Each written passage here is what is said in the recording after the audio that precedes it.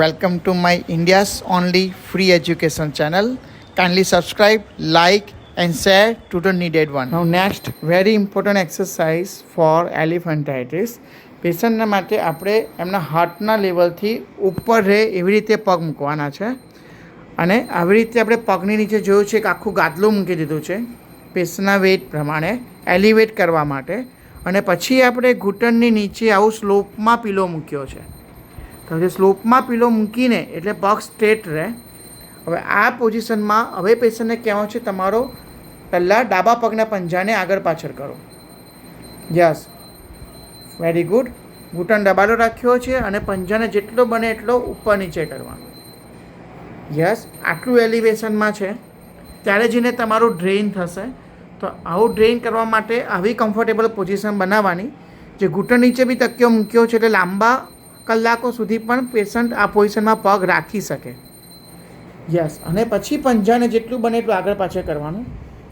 ખાલી ડાબા પગને જ કરવાનું છે, ઉપર નીચે કરો. યસ, જેથી જેટલું બી પિટિંગ એડીમા ટાઈપની સ્વેલિંગ હશે એ આપણી આ એક્સરસાઇઝથી ઉતરી જશે. આવું હવે સેમ બીજા પગ માટે સેમ અહીંયા દબાવ્યું છે, ઘૂંટણ નીચે સપોર્ટ છે અને પછી ઘૂંટણને દબાવવાનું અને પછી પંજાને આગળ પાછળ ખેંચવાનું. ઇન એલિવેટેડ પોઝિશન બધી પિટિંગ ટાઈપ ઓફ એડીમાનું સ્વેલિંગ જે હશે લિમ્ફોડેમાનું એ બધું નીકળી જશે. ફાઇલેરિયાસિસ અથવા આપણે કહીએ એલિફેન્ટાઇટિસના પેશન્ટ્સમાં આ ટાઈપની મુવમેન્ટ્સ દિવસમાં મેક્સિમમ ટાઈમ કરવાની. જ્યારે બી ટાઈમ મળે ત્યારે રીતે એલિવેશનમાં રાખીને આ પ્રકારની કસરત કરો.